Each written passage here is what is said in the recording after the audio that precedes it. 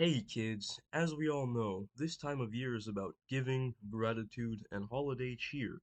So what better way to start us off than remembering that one time a guy made a fucking sex raft?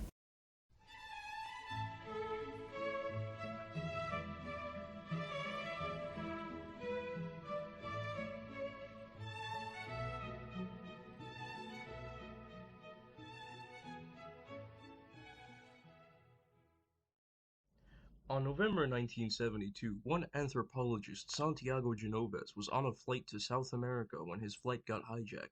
An average person would cower in fear and pray to Allah that his flight wouldn't get 9/11. But Genovez was no average man. He had a strange obsession with the nature of human violence and was actually ecstatic about the event. Duck and put your hands above your head. Oh my god. Oh my god. Can you please sign my copy of The Lord of the Flies? What the fuck? After the event, he was adamant on replicating it in an experiment with the help of his colleague, Thor Heyerdahl, who, by the way, thought that Polynesians never sailed across the Pacific because they were too stupid without help from white people, and sailed the ocean on rafts a bunch of times to prove his theory. Can you can you see where this is going? That's right, a motherfucking sex raft.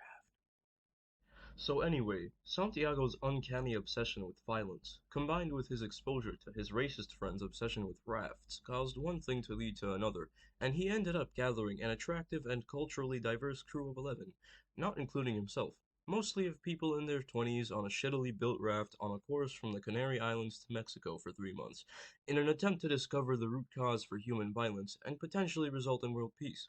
His idea was that male apes would compete for ovulating females, therefore, humans are pretty much the same, and the four guys on the raft would get violent competing for the six girls on the raft, allowing him to study their violent depravity, and thus finding the root cause for violence, and thus solve world peace.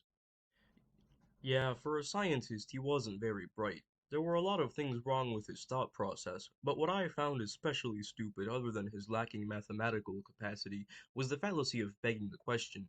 If you're causing them to fight over competition for mates, then your experiment would conclude that competition for mates is the root cause for violence anyway. If you're trying to discover the root cause for violence, why instigate it with a presupposed cause? My personal tangent aside, remember when I said there was a crew of 11, not including himself, and he wanted the four guys to get violent over the six girls? Well, it turns out the remainder was a priest on board to make them feel guilty about banging, which I also don't get if the point of this is to get them to get violent over adultery, but I do think it's pretty funny. Forgive me, Father, for I have sinned. I've adulterated. For Christ's sake, Edna, we all know you fucked Charles and SK. This flimsy-ass raft is the size of a studio apartment. Also, he hired a female captain, not because he was a feminist or anything, no, it was because he wanted to make the men on board feel emasculated having to take orders from a woman. Mayday, mayday, everyone get in the cabin. You know what? No. Are you I don't fucking think I will. Serious right now, No. Genovese? No. Come on. Not gonna Really? listen to At a a time like dishwasher. this? As if this trip wasn't horrifying enough, it also turns out that one of the crewmates who thought he was there only to film it was also a part of the experiment, and one of the female crewmates was previously in an abusive relationship. Little did she know, she was in for another traumatic, harrowing experience.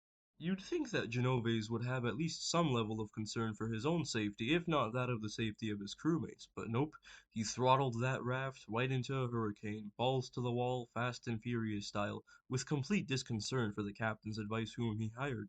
He did this on three separate occasions, not just with the storm part, but also before they even set sail, when she had concerns about the stability of the ship, and once during the voyage when the rudder was damaged.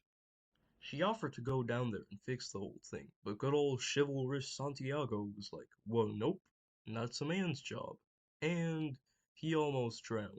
Ultimately, they landed on the sunny shores of Mexico 3 months later and were a little shaken up, but alright. Did I mention they caught and ate a shark while out at sea? Because they caught and ate a shark while out at sea. That's a thing they did. Anyway, moral of the story, I don't fucking know.